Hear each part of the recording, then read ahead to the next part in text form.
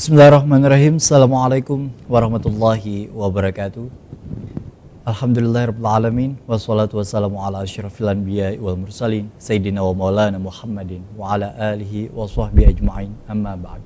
Terima kasih para pemirsa di rumah yang sudah setia dengan program Majelis Sore, Majelis Kita Semua. Sebuah program yang tentunya kerjasama dan kolaborasi antara Duta TV dengan UIN Antasari Banjarmasin untuk menyampaikan kajian-kajian Islami yang tentunya insya Allah membawa keberkahan dan kebermanfaatan bagi para pemirsa di rumah. Hari ini seperti biasa kita menarik satu tema, yakni mengemas tradisi tutur lisan masyarakat Banjar sebagai konten pendidikan karakter. Bersama saya Gusti Muhammad Hermawan, tentu saya tidak sendiri hari ini. Alhamdulillah beliau kemudian menyempatkan hadir ke studio Duta TV. Yakni ada Ibu Dr. Inna Mutmainah MA. Assalamualaikum Bu Ina. Waalaikumsalam warahmatullahi wabarakatuh. Bagaimana kabarnya Bu Ina? Alhamdulillah sehat. Alhamdulillah sehat ya. Karena tentu kesehatan hari ini menjadi sektor yang luar biasa diperhatikan. Kalau dulu kan ibaratnya kebersihan, hal-hal lainnya mungkin sudah terabaikan. Dengan adanya pandemi, hikmah pandemi tentu membawa keberkahan juga terhadap diri kita. Kita bicara mengenai orang Banjar istilahnya. Tradisi orang Banjar ini sendiri kan memang banyak sekali. Daur hidup pun juga itu istilahnya banyak, dari kita dilahirkan bahkan belum dilahirkan saja sudah ada tradisi-tradisi Banjar, tradisi pernikahan dan lain sebagainya. Tapi hari ini kita fokuskan berkaitan dengan tutur lisannya tradisi masyarakat Banjar yang tentu menjadi tema menarik dalam agenda Majelis Sore edisi hari ini. Boleh Ibu sampaikan terlebih dahulu Bu, berkaitan dengan pembuka lah istilahnya, berkaitan dengan tema yang hari ini kita akan bahas. Silakan. Baik. Assalamualaikum warahmatullahi wabarakatuh. Waalaikumsalam. Ya, selamat sore ini ya, para pemirsa sekalian. Adapun tema hari ini akan kita angkat adalah mengemas, jadi membungkus tradisi tutur lisan pada masyarakat Banjar untuk kita jadikan sebagai konten dalam pendidikan karakter. Nah, kalau berbicara tentang tradisi tutur lisan orang Banjar ini sangat kaya, ya kan? Karena kita memang terbiasa kaya dengan tutur. Tradisi tutur lisan kita tidak, waktu dari dulu-dulu nenek-nenek kita, datung-datung kita tuh belumlah tradisi menulis itu kan belum. Jadi ajaran-ajaran disampaikan secara lisan. Nah, kemudian itu satu, kemudian yang kedua adalah pendidikan karakter, karena sekarang ini gencar-gencarnya pemerintah melalui pendidikan formal di sekolah maupun pendidikan formal di sekolah maupun informal, mengangkat kembali tentang pendidikan karakter, karena dengan adanya macam-macam lah ya kan, katanya sudah tergerus karakter kita. Betul. Karakter anak-anak muda kita, generasi penerus kita. Nah, sore ini saya ingin mengangkat kembali bahwa sebenarnya orang Banjar, masyarakat Banjar itu sebenarnya punya local wisdom, punya kebijakan lokal yang sangat kaya, yang diteruskan, yang diwariskan dari generasi ke generasi lain berikutnya itu melalui tutur lisan. Ada yang melalui papada, ya kan? Ada yang melalui lagu-lagu. Nah, sebenarnya kita bisa menjadikan ini sebagai konten ataupun materi yang untuk menanamkan pendidikan karakter.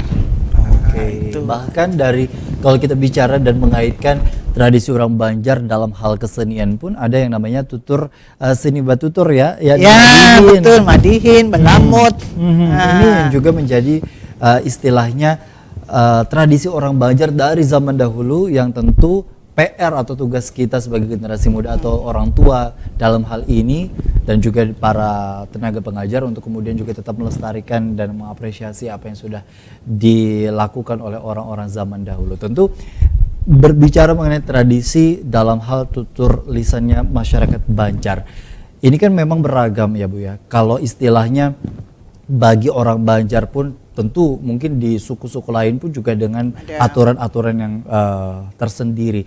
Khusus untuk tradisi Banjar istilahnya ada yang bahasa kasarnya, ada yang bahasa halus, ada yang bahasa sepantaran. Betul. Nah ini kan artinya begitu luar biasa dalam hal menyesuaikan dengan siapa kita berbicara, dengan siapa yang kemudian juga kita berkomunikasi istilahnya. Antara orang tua ke anak, antara anak ke orang tua. Adakah mungkin yang menjadi pembeda Bu dengan kondisi waktu ibu masih kecil lah istilahnya, dengan kondisi di mana ibu saat ini sudah memiliki anak, kemudian juga melihat para mahasiswa-mahasiswa yang hari ini dengan tradisi atau kebiasaan mereka dalam berkomunikasi atau berbicara? Ya benar. Saya melihat memang sekarang sudah ada perbedaan ya. Jadi kalau dulu kita kan ke orang yang lebih muda tuh pakai ikam, nyawa malah kan. Kalau menyebut diri sendiri pakai unda, aku kan. Nah sekarang tuh saya ngelihat kayaknya sekarang sudah ada tren berubah. Jadi saya melihat itu ada pesan bahwa sebenarnya kita ingin membiasakan kepada orang yang lebih muda untuk menggunakan kata yang lebih halus. Jadi saya misalnya orang tua berbicara kepada anak, kita tidak menggunakan ikam nyawa lagi kan, tapi pian, ya kan, untuk mendidik kepada anak-anak bahwa kita membiasakan dia, jadi dia terbiasa untuk ke orang lain, walaupun yang lebih muda juga pakai pian. Itu satu perubahan yang saya lihat ya. Terus yang tadi dalam konteks yang tadi itu saya melihat bahwa banyak sekali bahan-bahan yang bisa kita jadikan media untuk kita jadikan pendidikan untuk mendidik anak-anak kita untuk bersikap yang bagus gitu ya. Jadi misalnya anak-anak SD, saya tahunya tuh mereka juga belajar lagu-lagu daerah. Ya kan. Anak saya tuh saya ingatnya kelas 4 apa kelas 3, dia ada nyanyi lagu, misalnya lagu Pambatangan, Anak Pipit, ya kan. Jadi saya melihat dia cuma menghafal lirik saja. Menghafal lirik, kemudian nadanya seperti apa. Nah, kemudian pas ditanya, jadi saya ngelihatnya hanya diajarkan untuk menghafal lirik dan menghafal nadanya. Padahal kalau kita telisik lebih dalam, sebenarnya lagu-lagu itu pun bisa menjadi wadah kita untuk menanamkan nilai-nilai. Ya misalnya kita ingat yang lagu Anak Pipit tuh ya. Betul. Kalau saya nyanyi nanti nggak bagus.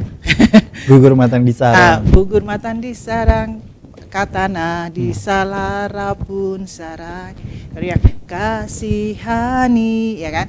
Nah itu kan sebenarnya kalau kita kemudian guru itu bisa menjelaskan kepada siswanya bahwa kita harus memiliki empati. Ya kan, walaupun dia binatang, kita harus punya rasa empati dan kemudian sayang. Ambili anak pipit, jadi kan jangan biarkan. Sebenarnya kalau itu kan berarti bisa ditanamkan nilai-nilai secara nasihat, dan tentu dikasih tahu alasannya dari lagu itu bahwa mengandung ternyata nilai-nilai moral pesan, gitu ya Bu ya. Iya. Ada lagi misalnya lagu Pambatangan tuh kan yang pasti yang matan di hulu, terus yang hari berganti hari diceritakan bahwa para pembatangan ini yang bekerja pembatangan itu mereka dari hulu ke hilir berhari-hari ya kan bekerja, berusaha. Jadi anak-anak tuh dididik untuk selalu bekerja keras. Namun di ujungnya ada tuh kalau nasib sudah ditentukan, ya kan, insya Allah ada harapan. Jadi walau kita bekerja keras, berusaha, tapi ingat kita tetap menyandarkan diri kepada Allah dan harus percaya kepada takdir. Baik. Ibaratnya ikhtiar segimanapun, kalau misalnya memang sudah Allah berkehendak apa gitu ya yang kemudian juga ditakdirkan, harus diterima dengan lapang dada. Nah, memang ketika berbicara mengenai kondisi seperti ini kan artinya ini juga menjadi tugas bagi tenaga pengajar. Betul. Dalam hal ini untuk menyampaikan kondisi di lapangan yang saya mungkin juga amati, seringkali bukan hanya sekedar menghafal lirik dan lain sebagainya. Yang parahnya lagi adalah, atau yang menjadi perhatian bagi kita semua juga adalah, bahkan kata per katanya pun mereka tidak tahu bahkan artinya. Karena di keseharian di sekolah bahasa orang Banjar dulu kan yang kemudian juga sudah dianggap mungkin istilahnya kuno dan lain sebagainya tidak lagi diperdengarkan atau kemudian juga diucapkan dalam bahasa keseharian, sehingga dengan kondisi-kondisi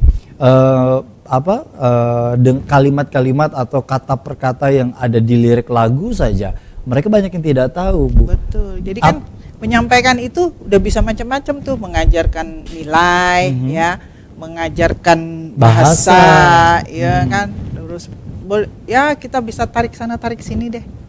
Oke. Dan itu sekali lagi memang menjadi PR dari tenaga pengajar dan juga orang tua. Kalau mungkin misalnya orang tua dalam hal ini ketika ditanya anaknya mampu menjawab dengan secara logis. Nah, ini menjadi pertanyaan nanti di segmen berikutnya, karena seringkali anak hari ini di era modernisasi dan teknologi begitu banyak informasi yang kian didapat dan begitu banyak juga keaktifan anak untuk kemudian juga berinisiatif bertanya kepada orang tua berkaitan dengan larangan-larangan orang zaman dulu, berkaitan dengan alasan dibaliknya yang kemudian juga mengapa, dan hal-hal tersebut seringkali juga membuat kesusahan bagi para orang tua untuk kemudian juga menjawab kenapa alasannya dan hal-hal lainnya. Nanti kita akan tanyakan hal tersebut. Usai jeda, tetaplah bersama kami dalam program Majelis Sore, Majelis Kita Semua.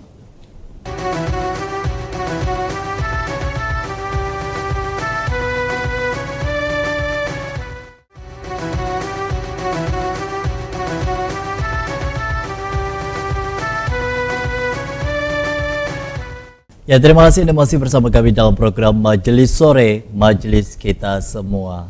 Komunikasi ini menjadi hal yang penting karena setiap hari pun bukan hanya guru kepada murid, tapi orang tua kepada anak pun sehari-hari kita berkomunikasi, berbicara untuk kemudian juga membuka ruang diskusi. Baik itu diskusi yang kemudian juga mengenai pelajaran, keseharian, ataupun juga yang berkaitan dengan bahasa atau tutur lisan, yang tentu menjadi PR bagi setiap orang tua untuk mendapatkan anak yang memiliki tutur kata yang tentunya lemah lembut dan sesuai dengan ajaran Rasulullah SAW sebagai leader bagi seluruh umat Muslim, terutama yang tentunya juga dalam hal berkomunikasi luar biasa beliau mencontohkan begitu ya, Bu ya.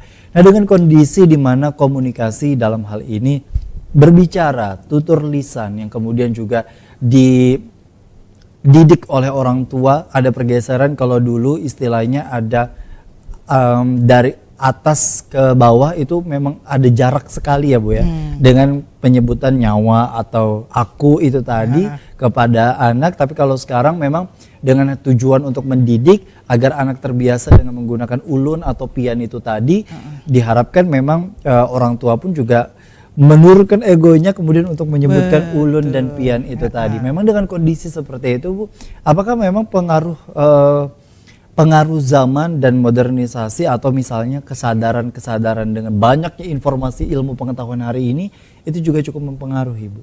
Ya, betul. Saya kira tadi juga betul, mengapa orang tua kemudian membiasakan pakai ulun, pian, itu kan contoh ya, karena katanya daripada dibilangin, memberikan contoh itu lebih berkesan. Menjadi teladan itu tampaknya lebih efektif dibandingkan hanya sekadar menyuruh ya, Bu ya.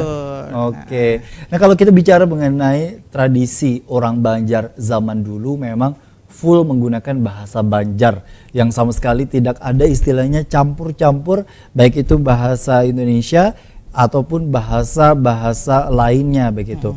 Nah, dengan kondisi seperti ini, apakah ada juga tantangannya, Bu, bagi anak-anak sendiri? Karena kan seringkali, terutama mungkin mulai bercampurnya antara penggunaan bahasa Indonesia dengan bahasa Banjar yang hari ini diperlakukan bagi setiap orang tua begitu.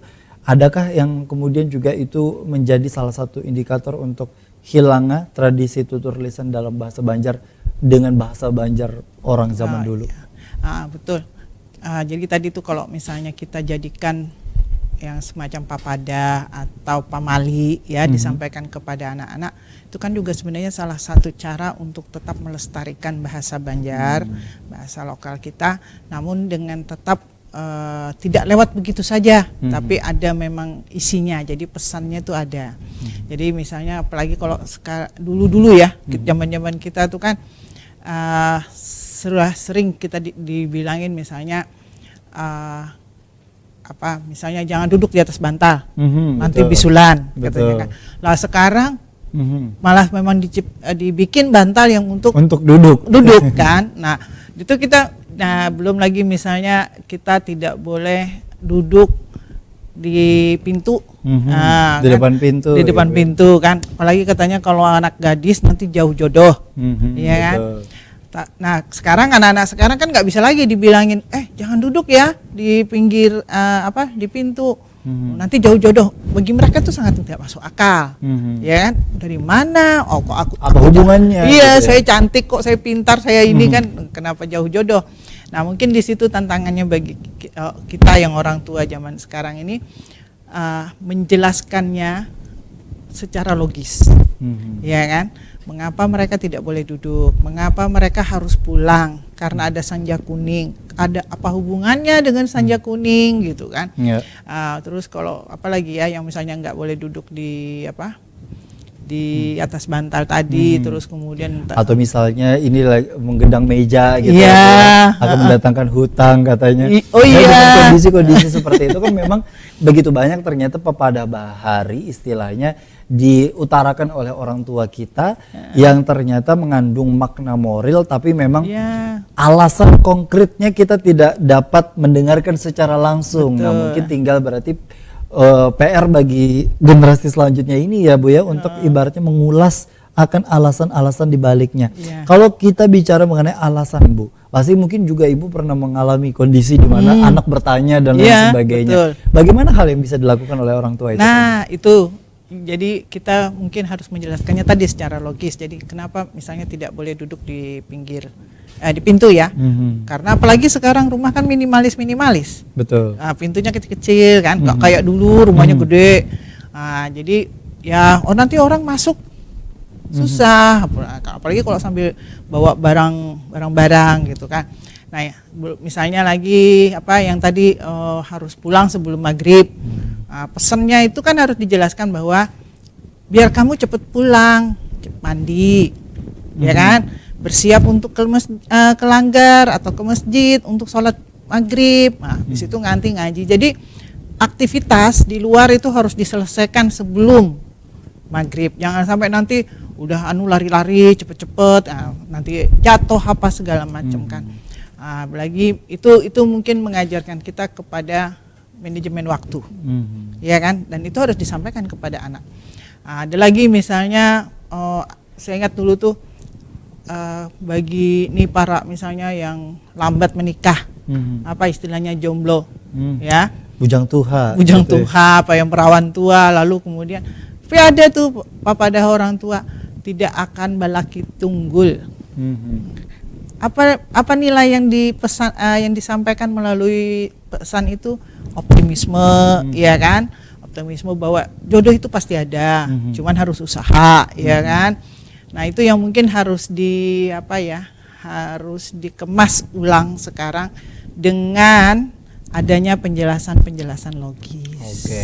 Dari satu sisi orang tua atau tenaga pengajar dalam hal ini harus kembali menghidupkan yang namanya papadah dan kemudian juga tradisi tutur lisan orang Banjar. Tapi di satu sisi lain harus bersiap juga ya Bu ya dengan alasan yang logis itu tadi. Jangan sampai hanya sekedar disampaikan tapi kemudian tidak dapat diterima oleh akal karena tidak disampaikan dengan alasannya begitu. Ya walaupun secara garis besarnya ketika mereka sudah memiliki pemahaman yang tersendiri menginjak dewasa, tentu itu akan menjadi hal lain. Tapi ketika semasa kecil ini tadi ya Bu ya, bagian anak sekarang kan aktifnya luar biasa, kritisnya luar biasa. Nah apalagi ditambah dengan maraknya teknologi hari ini. Teknologi hari ini kan Bu begitu banyak tayangan-tayangan ya. Tentu ini juga menjadi tantangan bagi setiap orang tua. Istilahnya dari platform itu untuk menayangkan berbagai tayangan-tayangan walaupun itu misalnya kartun dan sudah dibatasi usia dan lain sebagainya. Tetap saja memang muatan-muatan akan tradisi orang Banjar itu bisa dibilang sama sekali tidak ada di kanal tersebut karena banyak sekali sudah didominasi tayangan-tayangan yang istilahnya secara universal bahasa Indonesia, apalagi bahasa Inggris dan bahasa-bahasa lainnya. Nah dengan seperti itu Bu, bagaimana sebenarnya dari orang tua dan tenaga pengajar ini untuk kemudian juga kembali harus secara aktivitas keseharian agar mereka tetap mengetahui identitas mereka bahwa asli orang Banjar gitu. Ya, nah di situ mungkin guru tuh berarti apakah guru bahasa Indonesia ataukah guru PAI, ya kan? Seperti saya bilang tadi itu bisa tarik sana sini tuh, ya kan? Itu harus sinergi. Paham, ya harus bersinergi dan harus paham konteks. Misalnya guru IPS saja, guru IPS itu kan bisa sambil ngajar, oh dari hulu itu ke hilir, hulu itu di mana, ya kan? Terus kalau misalnya guru bahasa Indonesia bisa juga dari misalnya ada kata-kata kita pada kita. Kalau bepender itu belapik pang gitu kan. Nah, itu kan sebenarnya kiasan ya. Apa maksudnya bahwa belapik itu kan beralas. Jadi ya janganlah terlalu vulgar misalnya bahasanya kan gitu. Jadi itu kalau dari sisi bahasa Indonesia. Nah, kemudian misalnya guru, tentu saja guru PKN ya. Guru PKN bisa kemudian mengisi contoh-contoh untuk menanamkan nilai-nilai itu dengan contoh-contoh yang kontekstual yang ada di lingkungan anak. Khususnya juga bagi mata pelajaran muatan lokal ya Bu ya. Pasti itu pasti lagi. Karena kalau tadi ibaratnya dikolaborasikan dengan mata pelajaran bahasa Indonesia saja mungkin bisa dijadikan sebagai salah satu contoh ketika misalnya ada dalam pembahasan majas ya kan ya, kiasan. Nah, kiasan atau majas tertentu yang muncul bukan hanya contoh dalam bahasa Indonesia atau secara universal tapi juga bisa guru tersebut memberikan kutipan contoh bagi orang Banjar itu sendiri seperti apa. Misalnya, tapi kalau misalnya ya kalau orang Banjar anaknya tuh berbuat buruk, apa coba yang diomongkannya? Apa tuh Bu? Umay, untungnya anak gue, pintarnya anakku. Itu kan dibalik ya Bu ya. Itu kan bahasanya tuh, itu kan ada gaya bahasanya tuh. Betul. Apa tuh? Kondisi di mana sindiran digantinya dengan terbalik, ironi ya Bu ya. Ya gaya bahasa ironi. Jadi kan itu sebenarnya kan bisa kita tarik ke pelajaran kita kan, pelajaran bahasa Indonesia. Ada yang hiperbola, betul, lebih-lebihkan untuk bisa menambah semangat optimisme bagi sang anak gitu ya Bu ya. Tapi kalau faktanya di lapangan gimana Bu? Kalau Ibu melihat dari hasil anak Ibu misalnya sekolah di sekolah dasar atau misalnya keluarga atau kerabat terdekat ya mungkin yang mewakili bagi para masyarakat di luar sana yang hari ini masih banyak ternyata yang kemudian seperti yang kita bahas di awal tadi. Seperti apa Bu? Faktanya di lapangan bagi tenaga pengajar. Apakah memang juga seperti itu atau memang ada juga yang memang kreatif lah istilahnya? Saya tanya lah beberapa anak ya. Jadi memang tadi satu dulu misalnya kalau pelajaran seni budaya ya mereka belajar nyanyi lagu Banjar, memang lagu Banjar tapi hanya sekedar diajarkan lirik dan nadanya. Tapi sebenarnya kan tuh bisa ya paling 5 menit 10 menit kan itu mengulas lah istilahnya. Mengulas ini, lihat nih liriknya nih begini maksudnya apa. Nah itu kemudian mungkin terikat dengan buku ya. Jadi mungkin kita sendiri harus memasukkan, gurunya harus luas pengetahuannya, wawasannya, bahwa banyak loh konteks-konteks di sekitar kita, di dalam masyarakat Banjar kita tuh yang bisa kita kaitkan dengan pelajaran kita, dan saya melihat itu bisa lebih bermakna bagi siswa, meaningful bagi mereka. Oh iya, pantas mamaku tadi ngomongnya gini. Nah, dipikir artinya itu. Nah, misalnya tadi dibilangin, "Umay, pintarnya anakku," padahal kan aku salah, katanya kan. Oh, maksudnya tadi tuh, kan? Gitu, ya. Jadi, atau misalnya istilah-istilah Banjar yang mungkin bisa kembali digiatkan oleh orang tua ya Bu ya. Kan kalau istilahnya banyak sekali Bu, ternyata saya tanya dengan para mahasiswa misalnya pada saat ngajar atau misalnya pada siswa-siswi yang istilahnya secara umum hari ini kalau istilah Banjar atau kosakata Banjar itu banyak yang nggak tahu ternyata artinya. Contoh misalnya Pancarakenan. Pancarakenan kan mungkin apa itu ya Bu ya? Ternyata memang banyak juga yang tidak tahu bahwa artinya sembako dan sebagainya. Nah, artinya kan juga di sini peranan orang tua untuk membiasakan bahasa Banjar. Tapi di satu sisi juga tantangan hari ini adalah di mana mereka untuk kemudian ketika mampu bersaing secara global, mereka paling tidak fasih dalam bahasa Indonesia, harus fasih dalam bahasa Indonesia tanpa ketika berkomunikasi nyampur antara bahasa daerah dan bahasa Indonesia sebelum kita bicara mengenai bahasa asing dan lain sebagainya, Ibu. Bagaimana itu, Bu? Oh, itu sama dengan satu pilar dari UIN Antasari itu berbasis lokal, berwawasan global. Ya kan? Jadi kita bisa saja mendunia, ya kan, namun kita harus tetap menjaga nilai-nilai luhur yang ada pada masyarakat kita.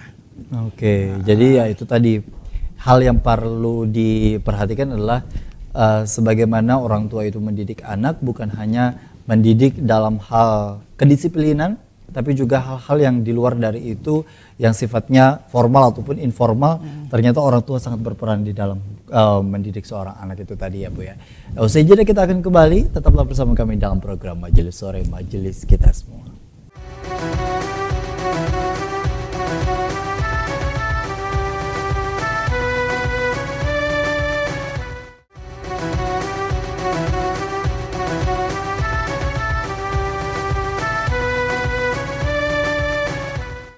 Terima kasih Anda masih bersama kami dalam program Majelis Sore, Majelis Kita Semua. Tentu kalau kita berbicara mengenai tradisi tutur lisan bagi masyarakat Banjar, bagi para orang tua ini sudah menjadi kebiasaan sehari-hari. Tapi para generasi muda yang hari ini dipenuhi dengan berbagai distraksi atau kemudian juga hambatan-hambatan yang didapat baik itu dari teknologi, kemudian juga sumber informasi. Kalau istilah Rektor UIN Antasari adalah tsunami informasi ya Bu ya, yang kemudian juga menjadi banyak sekali hal-hal yang ingin kita ketahui, tapi begitu banyak juga hal yang harus kita pelajari. Kalau menilik dari kebiasaan anak itu sendiri kan Bu, karakternya berbeda-beda. Hari ini ada istilah ilmu parenting di dalam pola mendidik anak, pola asuh dan lain sebagainya. Anak dengan karakter masing-masing itu sendiri masih cukup efektif kah Bu untuk di kondisi modernisasi hari ini diajarkan bahasa daerah? Saya kira tetap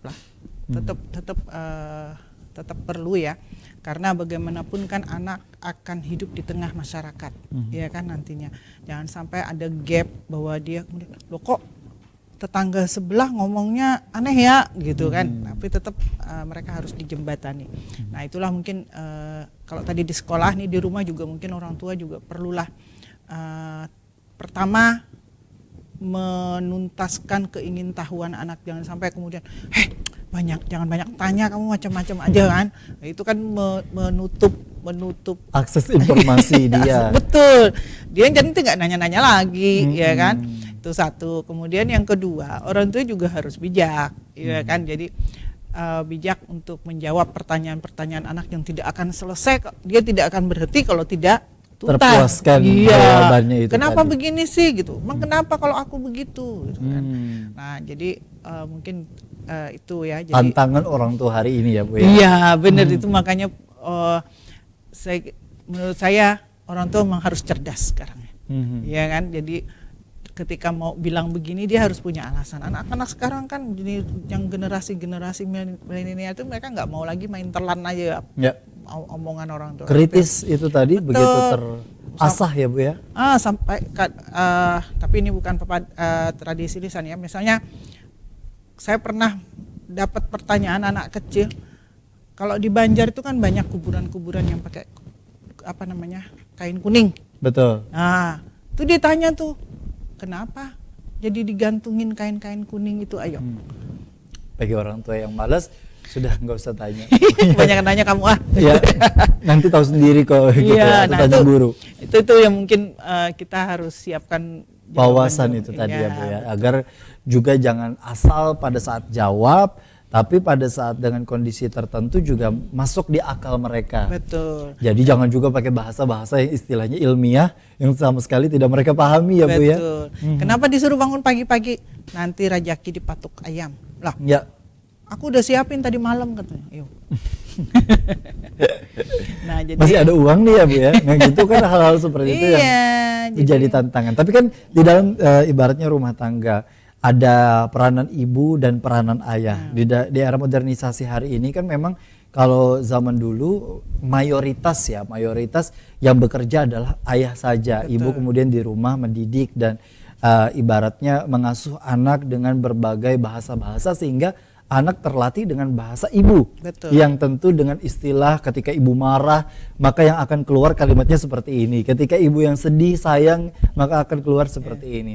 Nah, ketika dengan tantangan hari ini di mana kedua orang tua istilahnya juga bekerja ditambah dengan waktu bersama anak itu juga dirasa kurang begitu ya Bu ya.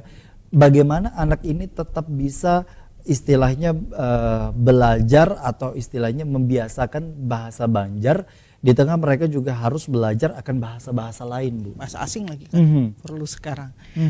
Saya kira itu tidak menghambat ya, karena walaupun waktu terbatas ya pertemuan secara fisik kan antara ayah ibu dengan anak, namun kan sekarang ada HP ya kan, kita tetap bisa komunikasi ya, kan Bu, bisa ya? aja video call, kemudian pakai WA, pakai Line atau pakai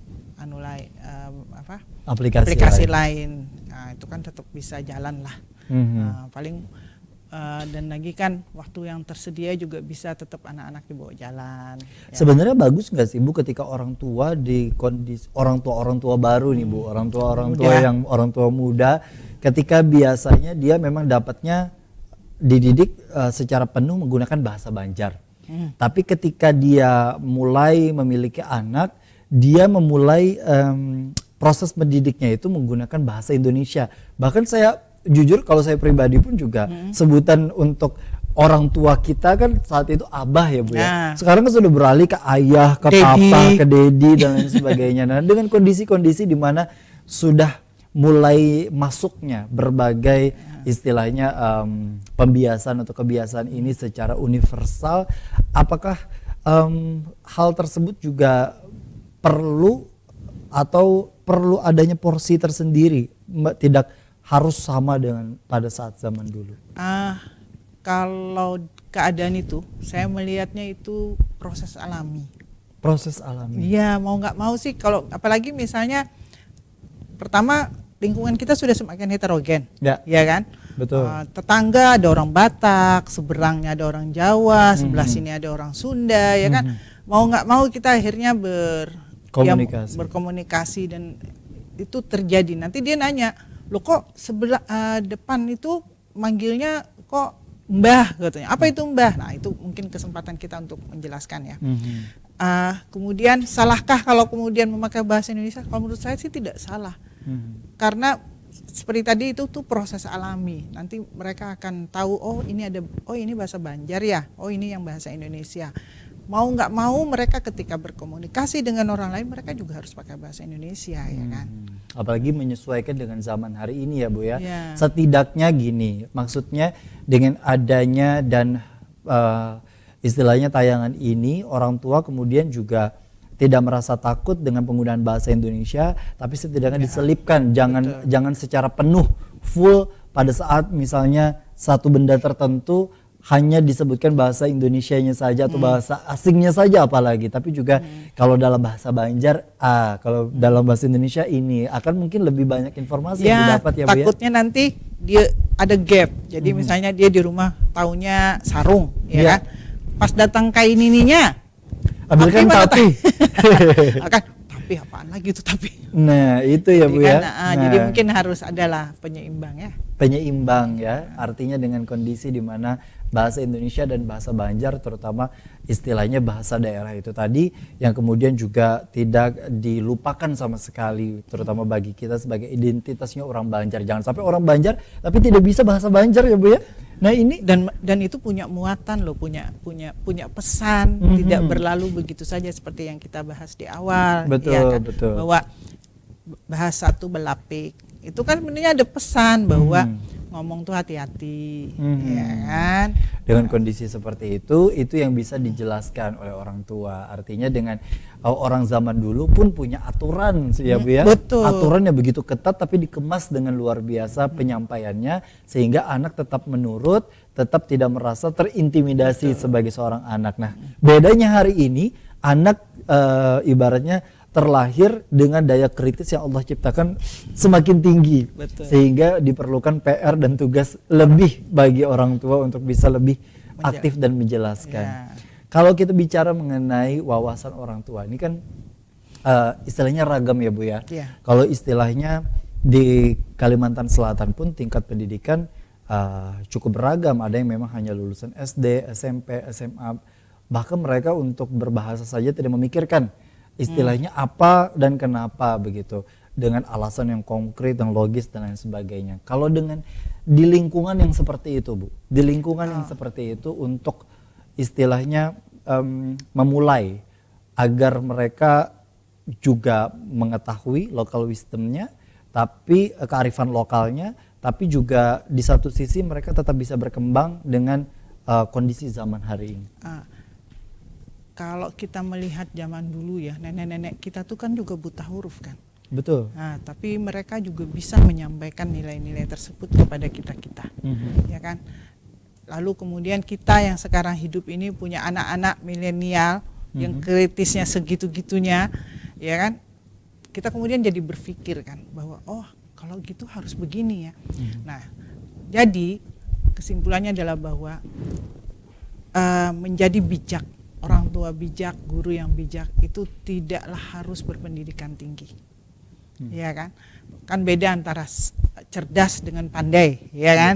Nah, jadi tanpa memandang tingkat pendidikan, saya pikir orang tua itu pasti punya semacam intuisi ya untuk menyampaikan hal-hal yang baik kepada anaknya dengan cara bermodalkan apa yang didengar oleh orang tua tersebut dari kakek neneknya dulu kepada anak-anaknya. Tentu dengan bahasa yang lebih mudah difahami. Orang tua kan pasti tahu, oh anakku nih bisanya bahasanya begini. Itu kan pasti biasanya akan otomatis ya. Kita tahu, oh ini jangan nih. Oh dia bisanya pahamnya begini nih. Oke. Jadi orang tua mulai nih untuk kemudian juga melihat gimana kemampuan komunikasi sang anak ya Bu ya. Apalagi misalnya ketika mereka sudah disodorkan dengan bahasa asing tapi sama sekali melupakan dengan yang namanya bahasa daerah atau bahasa Indonesia secara umum.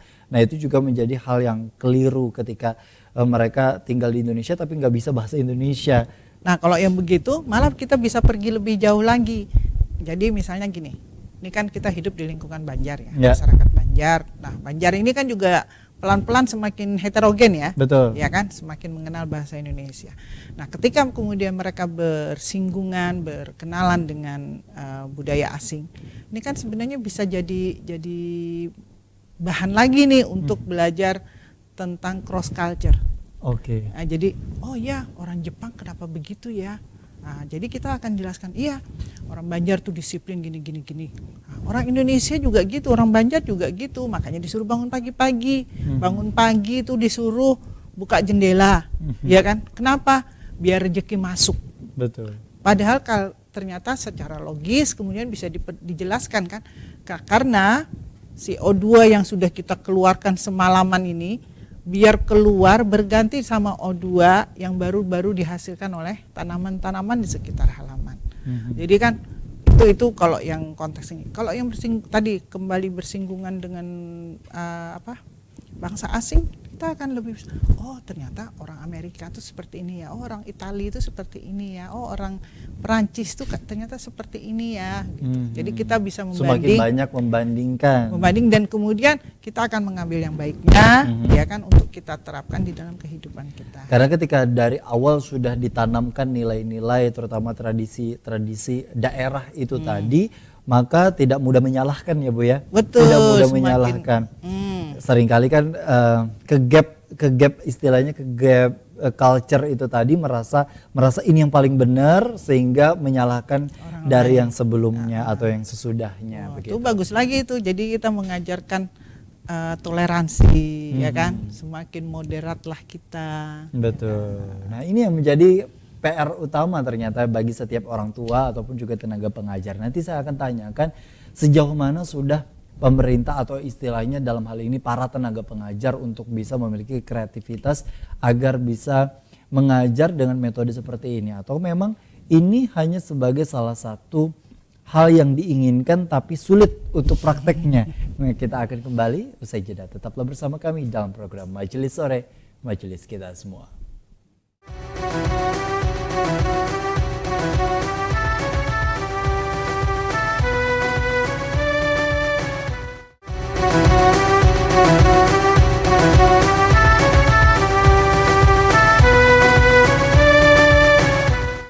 Terima kasih Anda masih bersama kami dalam program Majelis Sore, Majelis Kita Semua. Alhamdulillahirabbil alamin, kita berada di segmen terakhir bicara mengenai tradisi tutur lisan bagi masyarakat Banjar.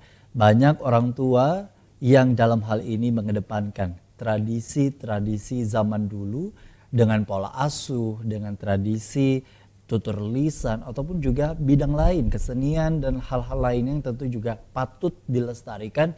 Tentu ini juga menjadi hal yang paling utama untuk kita apresiasi, karena tentu melestarikan akan kelestarian daerah itu sendiri. Kalau bukan kita, siapa lagi? Kalau bukan sekarang, kapan lagi? Itu yang menjadi seringkali tantangan. Kalau bukan kita, siapa lagi? Tapi ada sekarang diplesetkan, Bu. Apa? Kalau bukan kita, kalau mereka bisa, kenapa harus kita? Nah, karena ini lahir dari generasi milenial, Bu. Kalau dulu kan kalau mereka bisa, harusnya kita juga bisa. Yeah. Tapi hari ini dipelesetkan dengan kondisi seperti itu. Kalau mereka bisa, kenapa harus kita? Nah, artinya kan dengan kondisi seperti ini, di satu sisi anak semakin kritis, di satu sisi juga teknologi begitu banyak berkembang, informasi luar biasa canggih dan begitu beragam begitu, bukan hanya di dalam daerah secara regional ataupun juga nasional, tapi juga sudah internasional informasi yang didapat begitu. Ini kan ada istilahnya perbedaan-perbedaan dari masing-masing negara, daerah dan lain sebagainya sudah mulai campur aduk.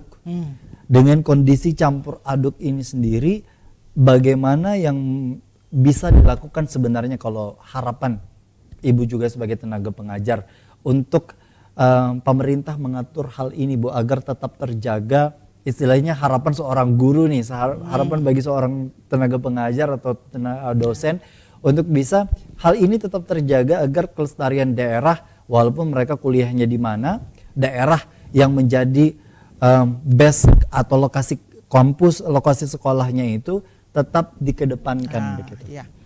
Jadi tadi kita sudah membahas bahwa pada dasarnya masyarakat Banjar tuh punya modal, ya, punya khasanah yang bagus, ya kan, yang bisa kita jadikan konten, materi ataupun isi dalam pendidikan karakter.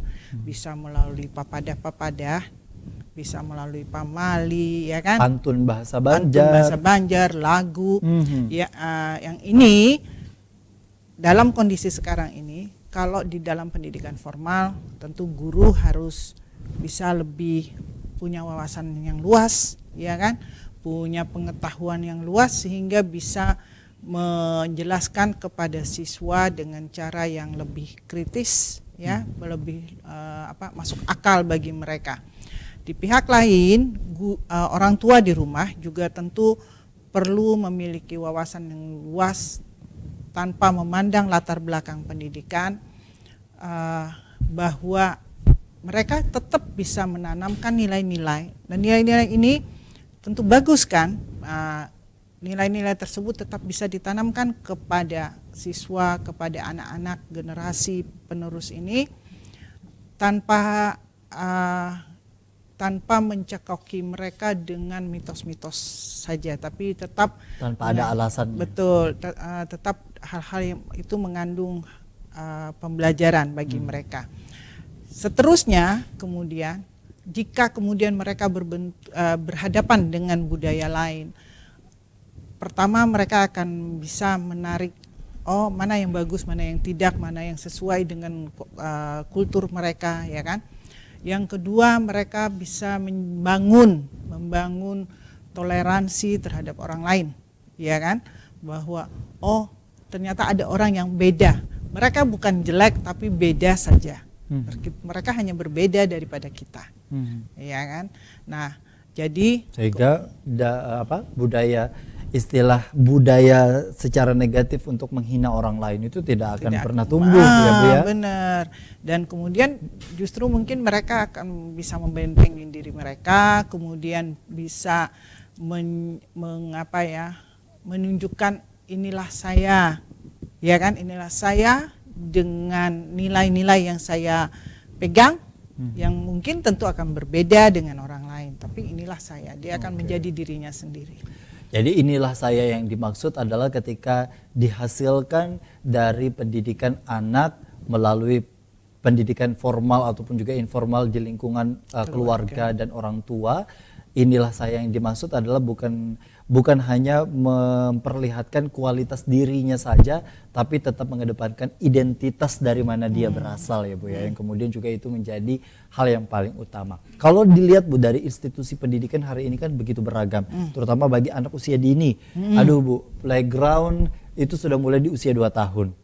Kemudian juga dilanjutkan dengan pendidikan anak usia dini 3 sampai 5 tahun, dilanjutkan dari TK dan lain sebagainya. Kalau zaman dulu kan syukur-syukur misalnya masuk TK, ada yang langsung SD gitu ya. Dengan kondisi begitu banyak institusi pendidikan hari ini, dan kemudian juga banyak juga diselipkan lagu-lagu yang istilahnya menggunakan bahasa Inggris, tapi hingga minim sekali, kalaupun ada minim sekali yang lagu-lagu bahasa Banjar dinyanyikan bersama bagi anak-anak itu tadi.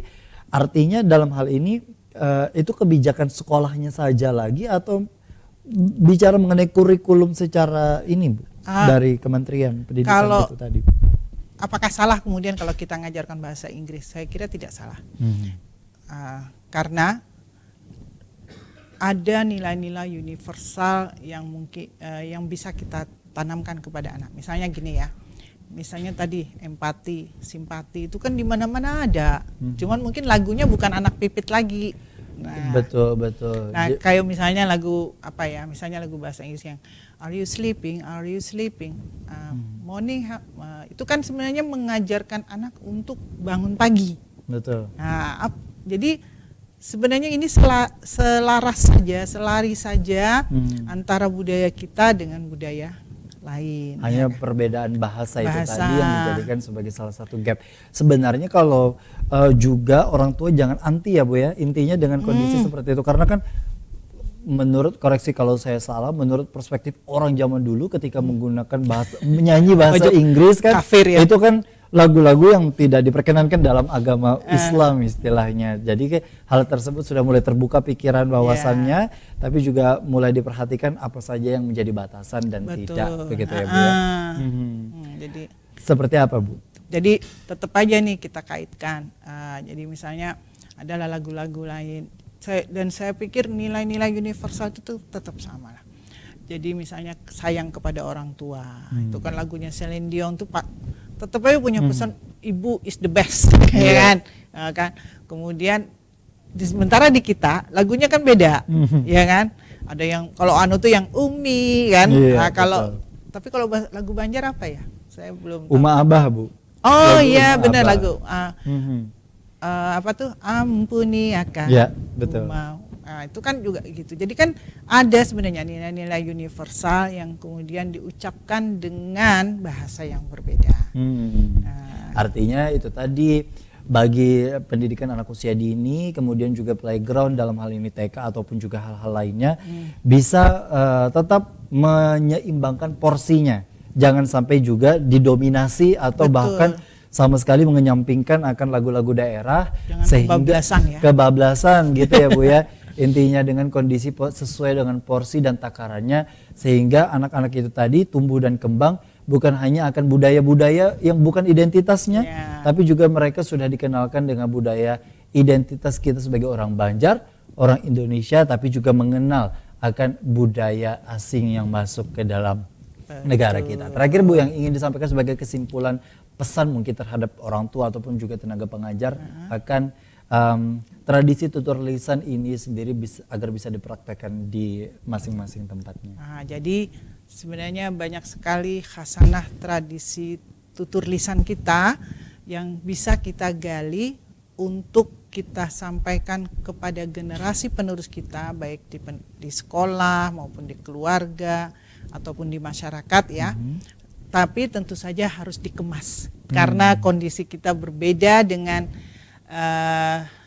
zaman dulu yang mau saja patuh maasi ya. Kalau anak-anak sekarang kan nanya kenapa? Nah, ini yang mungkin orang tua, guru itu harus bijak dalam menghadapinya. Itu yang menjadi kunci utamanya, dan jangan lupa juga bagi orang tua sekali lagi untuk tetap membuka wawasan dan dirinya. Apapun yang menjadi latar belakang pendidikan tentu tidak menjadi alasan dan halangan untuk bisa tetap mengedepankan yang namanya pendidikan anak yang berkarakter ya Bu ya. Apalagi kan sekarang HP bisa jadi guru. Betul, dan itu yang juga menjadi tantangan agar yang menjadi tayangan ataupun tontonan mereka menjadi tuntunan bagi anak dan orang tua itu tadi. Nah, terima kasih Bu Dr. Ina Mutmainah MA. Semoga sehat selalu ya Bu ya. Amin. Tentunya juga bagi orang tua dan para guru di luar sana dengan perjuangan yang luar biasa, kita yakin tidak mudah, tapi kita patut apresiasi.